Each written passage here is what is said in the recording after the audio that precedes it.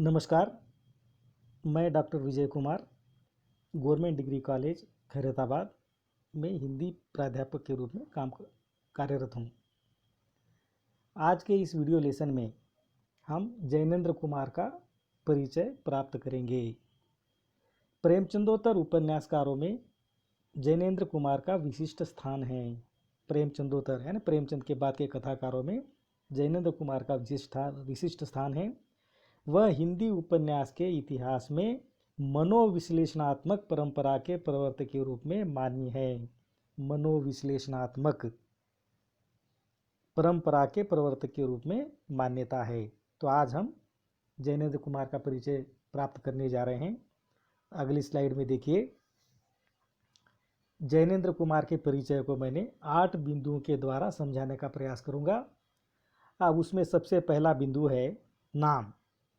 अब देखिए यहाँ पर नाम जैनेंद्र कुमार और उनका बचपन का नाम है आनंदीलाल। तो जैनेंद्र कुमार का बचपन का नाम आनंदीलाल था और बाद में आनंदीलाल से देखिए वह जैनेंद्र कुमार बन गए। तो कई बार पूछा जाता है कि जैनेंद्र कुमार का बचपन का नाम क्या था, तो इसीलिए मैं यहाँ पर ये लिखा हूँ, क्योंकि कॉम्पिटिटिव एग्ज़ाम में या फिर इंटरनल एग्ज़ाम जो भी होते हैं तो ऐसे में इस तरह के प्रश्न पूछे जाते हैं। तो ये ध्यान रखने की आवश्यकता है इस बात की। और ये हो गया देखिए उनका नाम जैनेंद्र कुमार आनंदीलाल, बचपन का नाम आनंदीलाल। अब बिंदु नंबर 2। अब बिंदु नंबर 2 यानी जन्म। अब देखिए इनका जन्म 2 जनवरी 1905 में इनका जन्म हुआ। जन्म 2 जनवरी 1905 ये उनकी जन्म तारीख है। और कई बार जन्म तारीख भी पूछी जाती है कि जैनेंद्र कुमार का जन्म कब हुआ था। तो इस तरह के प्रश्न पूछे जाते हैं और इसीलिए देखिए ये तारीख आपको याद रखनी है। और तीसरा बिंदु है मृत्यु। अब मृत्यु देखिए 24 दिसंबर 1988 ये इनकी मृत्यु हुई है। तो कभी कभी ये भी पूछा जाता है कि जैनेंद्र कुमार की मृत्यु कब हुई थी। तो ये जितने भी देखिए मैं यहाँ पर स्क्रीन पर दिया हूँ, ये देखिए आप लोगों को देखिए कॉम्पिटिटिव एग्ज़ाम में या फिर इंटरनल एग्ज़ाम्स में इस तरह के प्रश्न पूछे जाते हैं और इसीलिए देखिए विद्यार्थियों को ये बातें पता होनी चाहिए। तो हम आगे बढ़ते हैं। और चौथा बिंदु है जन्म स्थान। अब देखिए जन्म स्थान के बारे में भी कई बार पूछा जाता है कि जन्म कहाँ हुआ था, तो ऐसे भी प्रश्न पूछे जाते हैं। तो इनका देखिए कौड़ियागंज नाम का गांव है और ये जिला अलीगढ़ और उत्तर प्रदेश। तो इनका जन्म स्थान है कौड़ियागंज गांव। अगर ज़्यादा डिटेल में पूछा गया तो फिर अलीगढ़ उत्तर प्रदेश, लेकिन गांव तो कौड़ियागंज है और वो अलीगढ़ के सीमांतर्गत आता है और ये उत्तर प्रदेश में है। तो ये हो गया देखिए उनका जन्म स्थान। अब ये जो 3-4 बिंदु है, ये चारों बिंदुओं के बारे में अक्सर पूछे जाते हैं। तो इसीलिए देखिए मैं इनको देखिए थोड़ा सा हाईलाइट करके आप लोगों के सामने रखा हूँ। अब आगे बढ़ते हैं। अब देखिए इनका परिवार। अब इनके परिवार में, अब देखिए ज़्यादा इनके परिवार के बारे में यानी उतना डिटेल में ज़्यादा यानी मैं तो पढ़ा नहीं हूँ, फिर भी जितना मैंने पता किया है तो कहा जाता है कि इनके जन्म के 2 वर्ष बाद इनके पिता की मृत्यु हो गई। अब देखिए ये एक दुखद घटना है कि जब जैनेंद्र कुमार 2 वर्ष के थे तो उनके पिता की मृत्यु हो गई। इनकी माता और मामा ने ही इनका पालन पोषण किया। अब पिता की मृत्यु के बाद कहा जाता है कि इनकी माता और इनके मामा यानी उनकी माता के भाई, इन्होंने देखिए इनका पालन पोषण किया और ये बड़े हुए। और आगे बढ़ते हैं बिंदु नंबर 6। यहाँ पर देखिए शिक्षा दीक्षा। अब ये शिक्षा दीक्षा के बारे में भी कई बार पूछा जाता है या इस तरह की जानकारी होनी चाहिए, क्योंकि ये जानकारियाँ हमको प्रेरणा देती है। अब देखिए ये जो शिक्षा दीक्षा के अंतर्गत इनके मामा ने हस्तिनापुर में एक गुरुकुल की स्थापना की थी। अर्थात इनके मामा शायद बड़े आदमी थे। तो हस्तिनापुर अब जिसको अयोध्या भी कहा जाता है, या फिर दिल्ली दिल्ली को भी हस्तिनापुर कहा जाता है। खैर, इनके मामा ने हस्तिनापुर में एक गुरुकुल की स्थापना की थी, वहीं जैनेन्द्र की प्रारंभिक शिक्षा दीक्षा हुई। अब देखिए, अब इनके मामा ने जो स्कूल की स्थापना की थी, गुरुकुल गुरुकुल अब पहले तो गुरुकुल की स्थापना होती थी, और ये स्वतंत्रता के पहले की बात है। तो वहीं से देखिए इनकी प्रारंभिक शिक्षा आरंभ हुई। उनका नामकरण भी इसी संस्था में हुआ, अर्थात यहाँ पर ही देखिए आनंदी लाल से जैनेन्द्र कुमार हुआ। उनका घर का नाम आनंद लाल था, और बाद में देखिए वह जैनेन्द्र कुमार बने। सन 1912 में उन्होंने गुरुकुल छोड़ दिया। अब देखिए, अब 1912 यानी इनका जन्म हुआ था 1905, और 1912 में उन्होंने गुरुकुल छोड़ दिया, यानी 7 वर्ष की आयु में। अब मेरे ख्याल से देखिए 5 साल के बाद ही स्कूल में डाला जाता है, तो शायद वो दूसरी में थे, दूसरी कक्षा में। तो उसी समय देखिए जब वो दूसरी में थे, जब 7 साल के थे, तब उन्होंने गुरुकुल छोड़ दिया। प्राइवेट रूप से मैट्रिक परीक्षा में बैठने की तैयारी के लिए वह बिजनौर आए। 1919 में उन्होंने यह परीक्षा बिजनौर से न देकर पंजाब से उत्तीर्ण की। अब देखो उसके बाद 1912 में अगर 7 मिला जाए तो 1919, यानी जब वो 14 वर्ष के थे, तब देखिए वह पंजाब से देखिए उत्तीर्ण हुए। वैसे देखिए वो बिजनौर में उन्होंने यानी वहाँ पर देखिए उन्होंने अभ्यास किया, परीक्षा की तैयारी की, लेकिन पंजाब से देखिए उन्होंने परीक्षा लिखी, और 14 वर्ष की उम्र में जैनेन्द्र मैट्रिक पास हो गए, जिसको हम देखिए आज हम एसएससी कहते हैं, स्कूल सेकेंडरी सर्टिफिकेट। जैनेन्द्र की उच्च शिक्षा काशी हिंदू विश्वविद्यालय में हुई। देखिए जैनेन्द्र की उच्च शिक्षा काशी हिंदू विश्वविद्यालय में हुई। अब देखिए काशी, बनारस, वाराणसी, यानी एक ही शहर के 3 नाम हैं, काशी, बनारस, वाराणसी। तो काशी विश्वविद्यालय को BHU भी कहा जाता है, बनारस हिंदू यूनिवर्सिटी। तो देखिए ये उनकी शिक्षा वहाँ पर हुई, यानी मैट्रिक पास करने के बाद फिर देखिए वो काशी हिंदू विश्वविद्यालय में देखिए ग्रेजुएट बनने के लिए गए। लेकिन 1921 में उन्होंने विश्वविद्यालय की पढ़ाई छोड़ दी, अर्थात ग्रेजुएशन के लिए गए थे, क्योंकि इंटर तो देखिए वहाँ पर हो गया था उनका 10th। तो 10th के बाद देखिए अब वो इंटर डिग्री करने के लिए आए थे, लेकिन 2 साल के बाद ही उन्होंने विश्वविद्यालय की पढ़ाई छोड़ दी, और कांग्रेस के असहयोग आंदोलन में भाग लेने के उद्देश्य से दिल्ली आ गए। अब उस समय देखिए ये 1921 में जब असहयोग आंदोलन चला था, तो उसमें देखिए कई सारे हमारे जो कवि है, कवित्रियाँ हैं, लेखक है, लेखिकाएँ हैं, तो असहयोग आंदोलन में भाग लिया था। इस वजह सुभद्रा कुमारी चौहान का भी नाम आता है, खास करके महिलाओं के लिए। तो 1921 में देखिए जब असहयोग आंदोलन का आरंभ हुआ, और गांधी जी के प्रभाव में आकर कई सारे लोगों ने अपनी नौकरियां छोड़ दी, अपनी पढ़ाई छोड़ दी, और असहयोग आंदोलन में भाग लिया। तो इस तरह देखिए बाद में दिल्ली आ गए। फिर दिल्ली से ही देखिए उनका बाकी का जीवन आगे हुआ, और फिर बाद में देखिए वह अब ये पढ़ाई वढ़ाई छोड़ करके देखिए वह अब इस एक तो देखिए असहयोग आंदोलन, उसके बाद क्रांति, ये सब बातें चलती रही, और उसी बीच देखिए वह अपने स्वतंत्र लेखन का कार्य किया, और कई सारा संपादन आदि किया। इस तरह देखिए उनकी शिक्षा दीक्षा आगे बढ़ी। अब हम आगे बढ़ते हैं, 7वां है रचनाएं।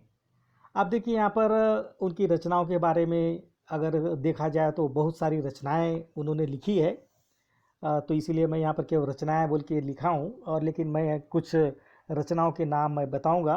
तो सबसे पहले मैं चर्चा करूँगा उपन्यास की, क्योंकि कहानी और उपन्यास कहानी और उपन्यास के कारण इनको ज़्यादा ख्याति प्राप्त हुई है जैनेन्द्र कुमार को। तो इन्होंने लगभग 8 उपन्यास इन्होंने लिखी है। उनमें देखिए प्रमुख उपन्यास है परख, सुनीता, त्यागपत्र, कल्याणी आदि। तो मैं यहाँ पर 4 की उपन्यासों यहाँ पर चर्चा कर रहा हूँ, लेकिन इन्होंने 8 से ज़्यादा उपन्यास लिखे हैं। तो परख, सुनीता, त्यागपत्र, ये 3 इनकी प्रसिद्ध उपन्यास है, और कई बार देखिए जब भी जैनेन्द्र कुमार की बात आती है तो इन उपन्यासों की भी चर्चा होती है। तो रचना के अंतर्गत उपन्यास हो गया। अब आगे बढ़ते हैं कहानी संग्रह। अब इन्होंने कहानियाँ लिखी है, और कहानी संग्रह भी 9 से अधिक है। देखिए 8 से अधिक उपन्यास, 9 से अधिक कहानी संग्रह। अब ये कहानी संग्रह में 10-11 कहानियाँ होती है। अब इनके जो कहानी, उनमें से जो प्रमुख कहानी संग्रह है फांसी, वातायन, नीलम देश की राजकन्या, दो चिड़ियाँ आदि। तो ये इनके प्रमुख कहानी संग्रह है। मैं 3-4 संग्रह के यहाँ पे नाम ले रहा हूँ। तो उपन्यास के बाद कहानी, फिर देखिए निबंध संग्रह। अब निबंध संग्रह भी 9 से अधिक, यानी उपन्यास 8 से अधिक, कहानी संग्रह 9 से अधिक और निबंध संग्रह भी 9 से अधिक है। अब यहाँ पर देखिए इनके जो निबंध है, कुछ निबंध संग्रह के मैं नाम बोलना चाहूँगा। प्रस्तुत प्रश्न, अब इनका पहला निबंध संग्रह है जिसका शीर्षक है प्रस्तुत प्रश्न। जड़ की बात, पूर्वोदय, साहित्य का श्रेय और प्रय। तो ये देखिए प्रमुख इनके निबंध संग्रह हैं। तो इस तरह देखिए उपन्यास, कहानी, निबंध, यानी 3 क्षेत्र में देखिए इन्होंने अधिक कार्य किया है। बाद में देखिए इन्होंने कुछ अनुवाद किया है, समालोचना की है, समीक्षा की है। अब इनका बहुत सारा ये है, लेकिन ये देखिए इनके मौलिक कार्य है उपन्यास, कहानी संग्रह और निबंध संग्रह। और आगे बढ़ते हैं। और 7वां बिंदु है पुरस्कार और सम्मान। अब पुरस्कार और सम्मान में देखिए 1971 में पद्म भूषण। अब देखिए पद्म भूषण बहुत ही बड़ा पुरस्कार है, भारत सरकार द्वारा दिया जाता है।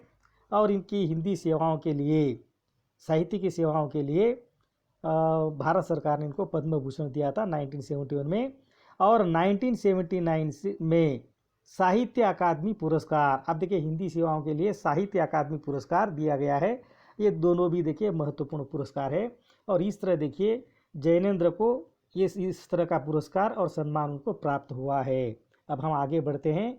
अगली स्लाइड में देखिए। अब देखिए आज हम जिस पाठ की चर्चा करने जा रहे हैं उस पाठ का नाम है बाजार दर्शन। देखिए बाजार दर्शन जैनेंद्र द्वारा लिखा हुआ एक चर्चित व्यंग्यात्मक निबंध है। अब तो इस निबंध के बारे में हम आगे पढ़ाई करेंगे, क्योंकि ये जो निबंध है बहुत ही चर्चित है। और ये देखिए जितना प्रासंगिक उस समय था जब ये निबंध लिखा गया, आज भी उतना ही प्रासंगिक है। तो ये जो निबंध है बहुत लंबा चौड़ा निबंध है। तो मैं यहाँ पर देखिए इस निबंध को 8 बिंदुओं के माध्यम से समझाने का प्रयास करूँगा, ताकि समय भी बचेगा और इस निबंध के बारे में अच्छी सी जानकारी भी प्राप्त हो जाएगी, यानी निबंध को समझने में बहुत आसानी होगी। तो मैं अब निबंध के बारे में आगे बढ़ना चाहूँगा। अब बाजार दर्शन जैनेंद्र कुमार का विचार प्रधान निबंध है। इसमें लेखक ने बाजार की आवश्यकता और उपयोगिता पर विचार किया है। बाजार एक ऐसी संस्था है जिसका उद्देश्य उपभोक्ता की आवश्यकता की पूर्ति करना है, उसका शोषण करना नहीं। देखिए अब देखिए आजकल जो बाज़ार है, आज भी देखिए बाज़ार लोगों की आवश्यकता की पूर्ति नहीं बल्कि ज़्यादा शोषण कर रहा है। अर्थात अब देखिए जैसे एडवर्टाइजमेंट आदि आते हैं, तो ऐसे इस तरह के एडवर्टाइजमेंट होते हैं कि लोगों का मन लचक यानी मचलने लग जाता है कि भाई इनको खरीदे, यानी इस तरह की प्रस्तुति की जाती है। चाहे वो एडवर्टाइजमेंट हो, चाहे देखिए दुकान को डिज़ाइन हो। अब दुकानें भी देखिए रंग बिरंगी दुकानें। अर्थात यहाँ पर देखिए शायद जैनेंद्र कुमार को ये बुरा लगा होगा कि भाई ये जो बाज़ार है, ये बाज़ार तो केवल देखिए लोगों की आवश्यकता की पूर्ति करनी चाहिए, लेकिन आजकल के बाज़ार देखिए शोषण कर रहे हैं। देखिए आवश्यकता पूर्ति अलग बात है और शोषण अलग बात है। तो शायद जैनेंद्र को ये बात बुरी लगी और इसीलिए उन्होंने बाजार दर्शन नाम का देखिए उन्होंने एक निबंध लिखा। और ये उस ज़माने में भी काफ़ी लोकप्रिय था और आज भी देखिए इस निबंध को लोग चाव से पढ़ते हैं। अर्थात बाजार वस्तुओं का प्रदर्शन स्थल नहीं है।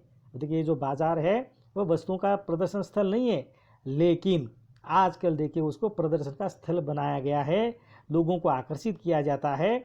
और देखिए आवश्यकता की पूर्ति के बगैर आवश्यकता की पूर्ति करना तो छोड़िए, शोषण करना आरंभ कर दिया है। तो इससे देखिए हम सब लोग पीड़ित हैं आजकल बाज़ार से। अब इसी बाज़ार को लेकर के यहाँ पर देखिए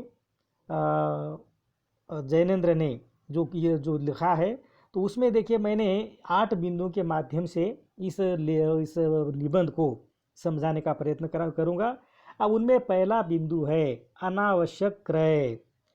अब देखिए अनावश्यक क्रय के अंतर्गत, अब देखिए ये जो इस वो निबंध में जिस तरह के उदाहरण दिए गए उनके मित्रों के द्वारा, उन मित्रों के द्वारा जो दिए गए हैं उन्हीं को देखिए मैं संक्षिप्त में बोलूँगा। अब देखिए लेखक के मित्र एक मामूली चीज़ खरीदने बाजार गए थे। देखिए अब ये जो बाजार दर्शन जो निबंध है उसका आरंभ वहीं से होता है। लौटे तो उनके साथ अनेक बंडल थे। अब देखिए कहा जाता है कि जब उनके मित्र बाजार के लिए गए थे लेकिन जब लौटे तो बहुत सारे बंडल थे, अर्थात उन्होंने आवश्यकता से अधिक खरीद लिया था। इस फिजूल खर्ची के लिए उन्होंने अपनी पत्नी को जिम्मेदार बताया, लेकिन वो इशारे से अपने दोस्त को बोलते हैं कि भाई इनके कारण यानी अपनी पत्नी के कारण ही वो ज़रूरत से ज़्यादा सामान खरीद करके लेके आए हैं। स्त्रियां अधिक सामान बाजार से खरीदती है यह ठीक है, किंतु पुरुष अपना दोष पत्नी पर डालकर बचना चाहते हैं। तो यहाँ पर देखिए ये जो जैनेंद्र कुमार है वह देखिए ये कहना चाहते हैं कि लोग देखिए अपना दोष अपनी पत्नी पर डालकर बचना चाहते हैं। तो इस बात को देखिए उस उदाहरण के द्वारा उन्होंने समझाने का प्रयत्न किया है। खरीदारी में एक अन्य चीज़ का भी महत्व है, वह है मनी बैग, अर्थात पैसे की शक्ति। अर्थात अगर किसी के पास पैसा है तो वो अपने पैसे की ताकत तो दिखाएगा। इसीलिए देखिए मैंने बिंदु नंबर 2 में पैसे की पावर से मैंने देखिए बिंदु नंबर 2 को यहाँ पर ये किया है। अब पैसा पावर है, अब इसमें कोई दो राय नहीं है, पैसा पावर है। इसका प्रमाण लोग अपने आसपास माल असबाब कोठी मकान आदि इकट्ठा करके देते हैं। अब देखिए जो जिनके पास पैसा होता है वे लोग देखिए अपने पास माल असबाब कोठी मकान यानी बड़े बड़ी कोठियाँ बड़े बड़े मकान खरीदते हैं, नहीं तो बनाते हैं, क्योंकि उनके पास पैसा है। लेकिन कुछ संयमी लोग इस पावर को समझते हैं, अर्थात कुछ लोग संयमी होते हैं और इस पावर को समझते हैं, किंतु वे प्रदर्शन में विश्वास नहीं करते। देखिए बहुत सारे लोग आप लोगों ने देखा होगा कि बहुत सारे ऐसे लोग होते हैं जिनके पास पैसा बहुत होता है, लेकिन वही अपनी सीधी सादी ज़िंदगी और सीधा साधा रहन सहन और ज़्यादा देखिए चमक धमक ये इस तरह का नहीं करते हैं। अब देखिए मैं एक इंसान को जानता हूँ जिनके पास करोड़ों की जायदाद है, लेकिन आज भी वह साइकिल पर घूमता है, एकदम मोटरसाइकिल भी नहीं खरीदता है, साइकिल पर घूमता है। तो कुछ लोग ऐसे होते हैं बड़े संयमी होते हैं, उनके पास बहुत सारा पैसा होता है, फिर भी देखिए वह अपने पैसे का नुमाइश नहीं करते। वे संयमी होते हैं, वे पैसा जोड़ते जाते हैं तथा इस संग्रह को देखकर गर्व का अनुभव करते हैं। मित्र का मनी बैग खाली हो गया था। लेखक ने समझा कि जो सामान उन्होंने खरीदा था वह उनकी आवश्यकता के अनुरूप था। उन्होंने अपनी परचेजिंग पावर अर्थात क्रय के अनुसार ही सामान खरीदा था। लेकिन ऐसी बात नहीं है कि वो अब जिस तरह देखिए ये जो बाजार दर्शन पाठ है उसमें दिखाया गया है कि उन्होंने जो थोड़ी सी आवश्यकता से ज़्यादा उन्होंने खरीद लिया था, यहाँ तक कि देखिए उनको वापस घर जाने के लिए भी पैसा नहीं बचा था। यानी इस तरह देखिए इतना ज़्यादा उनको खरीदने की ज़रूरत नहीं थी, यानी आवश्यकता अनुसार खरीदना चाहिए, पर लोग कभी कभी ऐसा हो जाता है खरीद लेते हैं। अब हम आगे बढ़ते हैं बिंदु नंबर 3। अब बिंदु नंबर 3 है बाजार का जादू। अब इसमें देखिए बाजार का जादू का जो रूप हमको देखिए बाजार दर्शन में मिलता है, अब उसी को मैंने देखिए समझाने का प्रयत्न यानी संक्षिप्त में समझाने का प्रयत्न कर रहा हूँ, क्योंकि अगर मैं पूरा निबंध अगर पढ़ता जाऊँगा तो शायद 1 घंटे से ज़्यादा हो जाएगा ये वीडियो लेसन, और इसीलिए देखिए मैं हर चीज़ को संक्षिप्त करके यहाँ पर सिखा रहा हूँ। तो तीसरा बिंदु है बाजार का जादू। अब बाजार में आकर्षण होते हैं, उसमें प्रदर्शित वस्तुएं ग्राहक को आकर्षित करती हैं कि वह उनको खरीदे। अब देखिए जब भी आप बाज़ार में जाते होंगे, चाहे कपड़े की दुकान में जाइए आप, अब वहाँ पर देखिए किस तरह देखिए मूर्तियों पे कपड़े लगाए जाते हैं, यानी मॉडल्स के ये वो आदि। तो उनको देख करके देखिए यानी जो ग्राहक है उनके मन में देखिए एक आकर्षण पैदा होता है और वो बिना चाहे अगर न चाहते हुए भी खरीद लेते हैं। इस आकर्षण से बहुत कम लोग बच पाते हैं। तो लेखक का कहना है कि इस आकर्षण से बहुत कम लोग बच जाते हैं। ज़्यादातर लोग देखिए आकर्षण में आ जाते हैं और अनावश्यक चीज़ खरीद लेते हैं। अब इसी को कहता है बाजार का जादू। संयमहीन व्यक्ति को बाजार कामना से व्याकुल ही नहीं पागल बना देता है।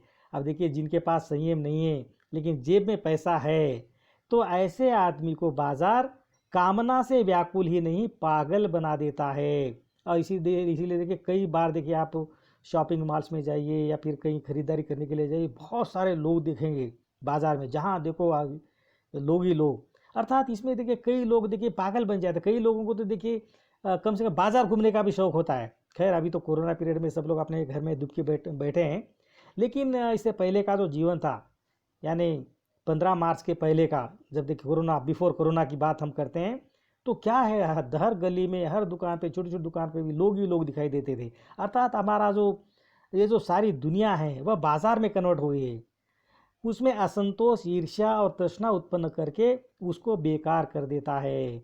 अर्थात ये जो संयमहीन जो व्यक्ति होता है वह बाजार की कामना से पागल हो जाता है, और वो देखिए जितनी चीज़ें वो नहीं खरीद पाता है, इसलिए देखिए असंतोष, ईर्ष्या और तृष्णा उत्पन्न करके सबको बेकार कर देता है। तो ये हो गया देखिए बिंदु नंबर 3। अब अगला बिंदु है बिंदु नंबर 4। चौथा बिंदु को मैंने देखिए नाम दिया है जादू से रक्षा। अब यहाँ पर देखिए लेखक इस बाजार की जो जादू है, इस बाजार की जादू से हमारी अपने आप की रक्षा कैसे करनी चाहिए, कैसे हमें इस जादू से बचना चाहिए, अब इस पर भी देखिए जैनेंद्र जी हमें समझाने का प्रयत्न करते हैं। लेखक के एक अन्य मित्र भी बाजार गए। अब देखिए इससे पहले एक मित्र की बात होगी, अब ये दूसरा मित्र है। अब उन्होंने दूसरे मित्र का भी उदाहरण दिया है अपने बाजार दर्शन में। वहाँ अनेक चीज़ें थी, वह बाजार में रुके भी बहुत देर तक। उनका सभी चीज़ें खरीदने का मन हो रहा था, सोचते रहे क्या लूँ क्या न लूँ। उन्होंने कुछ नहीं खरीदा, खाली हाथ लौटे। अब देखिए यहाँ पर ये जो देखिए बिल्कुल संयमी व्यक्ति था, अब वो बाजार गए और बाजार जाने के बाद उन्होंने बाजार को देखा, उनको बाजार की बहुत सारी चीज़ें अच्छी लगी। तो वो बोलते हैं भी मुझे तो बहुत सारी बातें चीज़ें अच्छी लगी, अगर एक चीज़ लिया तो फिर दूसरी चीज़ नहीं लिया, इस बात का गम रहता। ऐसा सोच करके देखिए वह बाजार घूम करके खाली हाथ लौट आते हैं। अर्थात एक आदमी गए तो बहुत सारे बंडल पकड़ के लेके आए थे, और दूसरा दोस्त देखिए खाली हाथ लौटे आए। बाजार का जादू उसी पर चलता है जिसकी जेब भरी हो, मन खाली हो। मन खाली होने का मतलब ये पता होना है कि उसकी आवश्यकता की वस्तु क्या है। अब देखिए बाजार का जादू कैसे लोगों पर चलता है, यानी जिनकी जेब भरी हो और मन खाली हो।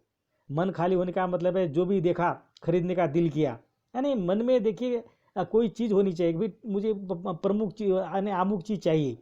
अगर आपके मन में ऐसा कुछ नहीं है तो आपको जो भी चीज़ दिखाई देगी अब उसे तो आपको लगेगा कि भाई ये मेरी आवश्यकता है, ये मेरी आवश्यकता की वस्तु है।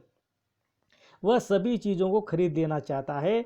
जब ये जादू उतरता है तो पता चलता है अनावश्यक चीज़ें खरीदने से आराम नहीं, कष्ट ही होता है। कई बार देखिए घर में भी बहुत सारी चीज़ें आ जाती है, तो घर का देखिए पूरा घर का जो सिस्टम बिगड़ जाता है। कई बार देखिए चीज़ें इतनी ज़्यादा हो जाती है तो घर देखिए कूड़ा करकट का ढेर जैसा लगने लग जाता है। इसीलिए देखिए जितनी आवश्यकता है उतनी ही चीज़ें खरीदनी चाहिए। बाजार जाना हो तो यहाँ पर देखिए जैनेंद्र कुमार समझाते हैं, अगर बाजार जाना हो तो खाली मन जाना ठीक नहीं, बाजार जाते समय अपनी आवश्यकता ठीक से पता होनी चाहिए। तो ये देखिए बहुत ही अच्छी बात है, और ये देखिए हमारे नित्य जीवन में अपनाने की बात है। क्योंकि हम देखिए कभी कभी जब हम देखिए किराना सामान लेने के लिए जाते हैं तो हम पहले तो घर में लिस्ट बना लेते हैं। अब मेरी खुद की बात बोल रहा हूँ, तो लिस्ट बना के जाते हैं और लिस्ट थमा देते हैं, और लिस्ट दे करके वो सामान दे देता है किराने वाला। लेकिन कभी कभी देखिए बिना लिस्ट के पहुंच जाते हैं। अब मान लीजिए मेरी पत्नी मैं कभी कभी चले जाते हैं, तो जैसे जैसे पत्नी को जो चीज़ दिखाई देती है, अब वो देखिए एक ऐड करते जाती है। अर्थात अब देखिए क्योंकि हमने कोई लिस्ट नहीं बनाई और जो चीज़ दिखाई दे रही है तो मन ललचा गया, तो फिर उनकी लिस्ट लंबी होती गई। अर्थात इस तरह देखिए जब भी बाजार जाए तो देखिए पहले देखिए खाली मन से नहीं जाना चाहिए, और जो आपको चाहिए उसकी लिस्ट बना लेनी चाहिए, ताकि हमारा वक्त बर्बाद न हो और हमारा मन इधर उधर न उलझे। तो ये बहुत अच्छी बात जैनेंद्र कुमार जी बाजार दर्शन से हमें सिखाते हैं। अब हम आगे बढ़ते हैं बिंदु नंबर 5। अब बिंदु नंबर 5, खाली और बंद मन। अर्थात खाली और बंद मन। मन खाली न रहे इसका मतलब मन का बंद होना नहीं है। मन के बंद होने का अर्थ है शून्य हो जाना। शून्य होने का अधिकार परमात्मा को है, वह पूर्ण है, मनुष्य अपूर्ण है। उसके मन में इच्छा उत्पन्न होना स्वाभाविक है। मन को बलात् बंद करना केवल हठ है। सच्चा ज्ञान अपूर्णता के बोध को गहरा करता है। सच्चा कर्म इस अपूर्णता को स्वीकार करके ही होता है। अतः मन को बलात् बंद नहीं करना है, किंतु मन को चाहे सो करने की छूट नहीं देनी चाहिए। अर्थात मन को संयम में रखना बहुत जरूरी है। नहीं तो देखिए मन पता नहीं इंसान को कहाँ से कहाँ लेकर चला जाए। तो हम थोड़ा सा आगे बढ़ते हैं। अब अगला बिंदु है चूरन वाले भगत जी। अब देखिए चूरन वाले भगत जी है। अब इसका भी देखिए लेखक ने बहुत ही बढ़िया इसके बारे में उन्होंने विश्लेषण किया है। अब ये भी देखिए उनके पड़ोसी है, लेखक के पड़ोसी चूरन वाले भगत जी है। वे चूरन बेचते हैं। उनका चूरन प्रसिद्ध है। वह नियत समय पर चूरन की पेटी लेकर निकलते हैं। लोग उनसे सद्भाव रखते हैं। उनका चूरन तुरंत बिक जाता है। 6 आने की कमाई होते ही वह शेष चूरन बच्चों में बांट देते हैं। बाजार का जादू उन पर प्रभाव नहीं डालता। पैसा उनसे प्रार्थना करता है कि मुझे अपनी जेब में आने दीजिए। तो यहाँ पर देखिए ये जो व्यंग निबंध है, तो वहाँ पर देखिए उन्होंने पहले मित्र है जो अनावश्यक चीज़ खरीद लेता है। दूसरा मित्र है जो देखिए पूरा बाजार तो घूमता है लेकिन खरीदता नहीं है। अब देखिए तीसरा उदाहरण जो दिया है यहाँ पर चूरन वाले का देते हैं, चूरन वाले भगत जी। अब देखिए वो हर दिन वो चूरन बेचते हैं और 6 आने, अब देखिए वो शायद 2-3 आने का मटेरियल खरीदते होंगे और 2-3 आना उसको मुनाफा मिल जाता होगा। अब वो देखिए 6 आने तक देखिए बेचते, जैसे ही 6 आना आ जाता है बाकी जो बचा हुआ चूरन है बच्चों में फ्री में बांट देते हैं। और कहा जाता है कि चूरन वाले का देखिए बच्चे लोग भी इंतज़ार करते रहते हैं कि कब वो बाज़ार में आए। तो यहाँ पर देखिए अगर वो चूरन वाला चाहता तो देखिए वो करोड़ों कमा सकता था। अपने चूरन का देखिए वह बाजारीकरण कर सकता था। अपने चूरन को एक बड़ा व्यापार दे सकता था, क्योंकि उनके हाथों में वो जादू था, यानी चूरन बनाने का ऐसा कौशल था उनके पास। उस कौशल के बल पर वह करोड़ों रुपए कमा सकता था। लेकिन जैनेंद्र कुमार जी हमें इस बाजार दर्शन निबंध के माध्यम से वह बताना चाहते हैं कि भाई कुछ लोग इतने संयमी होते हैं कि वो देखिए करोड़ों कमा सकते हैं लेकिन ऐसा नहीं करते हैं। अर्थात पैसा उसे प्रार्थना करता है कि मुझे अपनी जेब में आने दीजिए, किंतु वह निर्दयतापूर्वक उसका निवेदन ठुकरा देते हैं। वे नियम से चूरन बनाते हैं, बेचते हैं और उतना ही कमाते हैं जितने की उनको ज़रूरत होती है।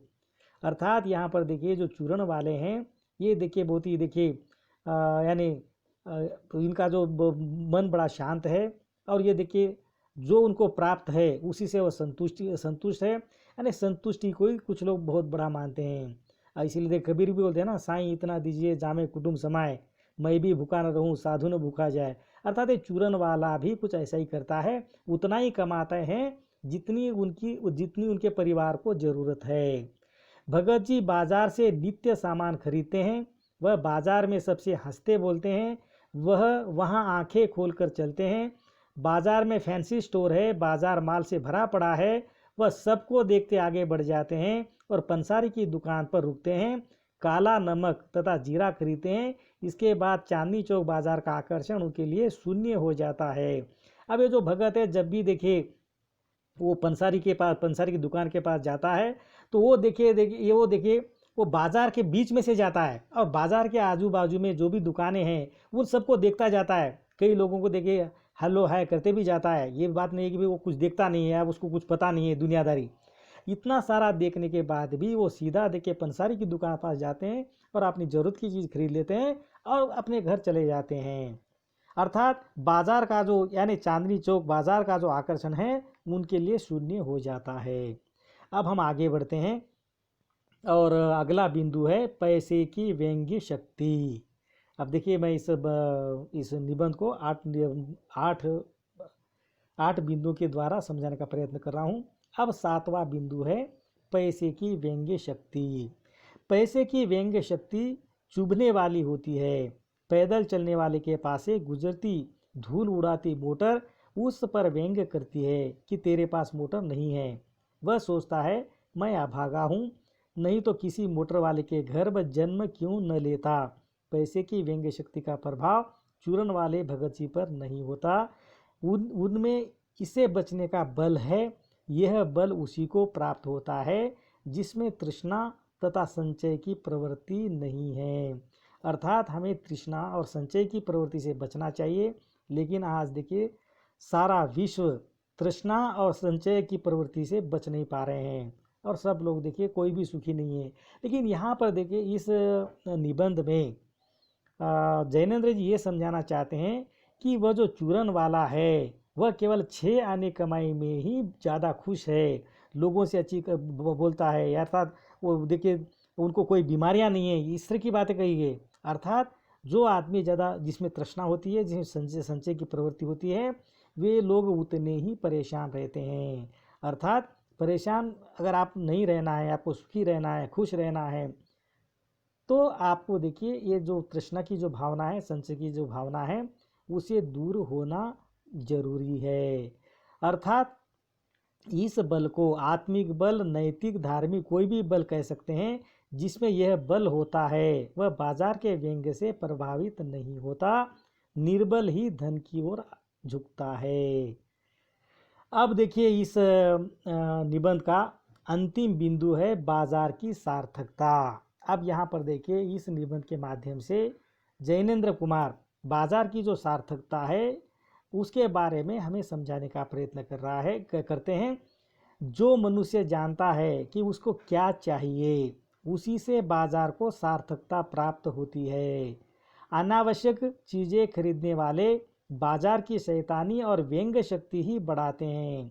देखिए यहाँ पर कवि कहना चाहते हैं कि भाई अनावश्यक चीज़ें खरीदना और फिर ये जो बाजार की शैतानी है। अब देखिए बाजार शैतान इसलिए होते जा रहा है कि उसे पता है कि भाई वो ऐसा प्रदर्शन करता है, ऐसे देखिए एडवर्टाइजमेंट करता है कि लोग खरीदते हैं, और इससे देखिए उनकी शैतानी बढ़ती जाती है, और इसीलिए देखिए शैतानी और व्यंग्य शक्ति ही बढ़ाते हैं। ऐसे लोगों के कारण बाजार का सामाजिक सद्भाव नष्ट होता है। देखिए ऐसे लोगों के कारण बाजार का सामाजिक सद्भाव नष्ट होता है। अर्थात लोग ज़रूरत से ज़्यादा खरीदने लगेंगे, फिर ज़रूरत की चीज़ें भी इस लोगों को यानी गरीबों को नहीं मिलेगी, और तो ऐसे में देखिए सामाजिक सद्भाव नष्ट होने का खतरा रहता है और कपट भी बढ़ता है। ऐसा बाजार मानवता के लिए विडंबना है। ऐसे बाजार का पोषण करने वाला अर्थशास्त्र पूर्णतः उल्टा है। और लेखक देखिए यह समझाने का प्रयत्न करते हैं कि ये जो बाजार का पोषण करने वाला जो अर्थशास्त्र है वह पूर्णतः उल्टा है, वह मायावी शास्त्र है। अब देखिए उसको मायावी शास्त्र का है, अर्थात बाजार एक माया है जिसमें देखिए हर कोई देखिए दीवाना हो जाता है। ऐसा अर्थशास्त्र अनीति शास्त्र है। और लेखक इस निबंध के माध्यम से हमें समझाने का प्रयत्न करता है कि ये जो आजकल का जो अर्थशास्त्र चल रहा है, उस अर्थशास्त्र को देखिए अनीति शास्त्र कह रहे हैं। अर्थात इस तरह का अगर अर्थशास्त्र चलेगा तो वह अनीति शास्त्र में बदल जाएगा। इसीलिए देखिए बाजार दर्शन निबंध के माध्यम से जैनेंद्र कुमार हमें सावधान करते हैं, हमें आगाह करते हैं और हमें समझाने की कोशिश करते हैं। कम से कम देखिए जो ग्राहक है, जो खरीदार है, उसे समझना चाहिए कि क्या खरीदें और क्या न खरीदें, नहीं तो देखिए सब कुछ अनर्थ हो जाएगा। अब ये देखिए बहुत ही पुराना निबंध है, लेकिन आज भी उतना ही प्रासंगिक है, क्योंकि आज भी देखिए सारी दुनिया सब कुछ देखिए बाजार में होता जा रहा है, यानी पूरा विश्व भी देखिए आज बाजार बन गया है। तो इसीलिए देखिए हमें बाजार की जो मायावी शक्ति है, बाजार का जो आकर्षण है, उसे बचना चाहिए। जितनी आवश्यकता की चीज़ें हैं उतनी ही खरीदनी चाहिए। तो इस तरह देखिए बाजार दर्शन पाठ यहाँ पर समाप्त होता है। धन्यवाद।